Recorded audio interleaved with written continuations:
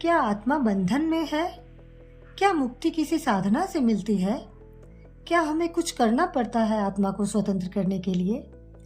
अष्टावक्र गीता इन सभी सवालों के जवाब बहुत सरल लेकिन अत्यंत गहराई से देती है। यह गीता कहती है, आत्मा कभी बंधी ही नहीं थी। बंधन और मुक्ति केवल मन की कल्पना है। ऋषि अष्टावक्र राजा जनक से कहते हैं, हे राजन, तू शरीर नहीं है, ना ही इंद्रियों से बना है। तू शुद्ध बोध स्वरूप आत्मा है, जो साक्षी है, निरपेक्ष है और सदा से मुक्त है। इसका मतलब यह है कि हमारी सच्ची पहचान यह शरीर, मन या विचार नहीं है। हम वो चेतना है जो सब कुछ देख रही है पर किसी भी चीज से बंधी नहीं है। अष्टावक्र गीता का अनूठापन इसी में है कि यह किसी धर्म, पूजा या तपस्या की बात नहीं करती।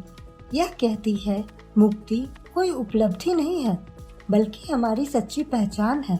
हम केवल भूल गए हैं कि हम कौन हैं और इसी भूल को ही हम बंधन कहते हैं। जब यह ज्ञान हो जाता है कि मैं न शरीर हूँ, न मन, न इंद्रिया, बल्कि शुद्ध चैतन्य हूँ, तब ही आत्मा की स्वतंत्रता का अनुभव होता है। यहाँ आत्मा को किसी चीज से जोड़ा नहीं गया है। वह निर्लिप्त है, निराकार है, साक्षी मात्र है।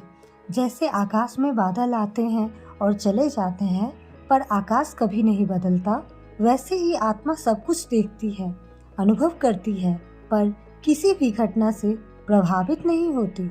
सुख, दुख, इच्छा, भय, ये सब मन के व्यापार है, आत्मा नहीं बदलती। राजा जनक जब यह सुनते हैं तो वे भीतर से झकझोर उठते हैं। वे कहते हैं, मैं जान गया हूँ कि मैं शरीर नहीं हूँ, न ही इस संसार का कोई भाग हूँ। मैं तो शुद्ध चेतना हूँ, नित्य, अचल, पूर्ण और स्वतः मुक्त। अब मेरे लिए कुछ करना बाकी नहीं है। यही है आत्मबोध, यही है स्वतंत्रता का बोध। अष्टावक्र गीता हमें यह भी बताती है कि बंधन और मुक्ति मन की स्थिति है। यदि मन बंधा हुआ है तो पूरी दुनिया कैद लगती है, लेकिन यदि मन मुक्त है तो संसार भी एक खेल लगता है।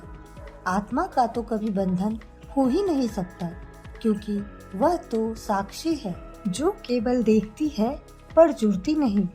इसलिए अष्टावक्र कहते हैं, जैसे तू जान जाता है कि तू कौन है, उसी क्षण तू मुक्त हो जाता है। यह मुक्ति किसी समय, स्थान या कर्म से जुड़ी हुई नहीं है, यह तो ज्ञान से जुड़ी है, और वह ज्ञान केवल भीतर की खोज से आता है। अंततः अष्टावक्र गीता हमें यही सिखाती है कि आत्मा की स्वतंत्रता कोई दूर की बात नहीं है, यह तो यहीं अभी इसी क्षण में है।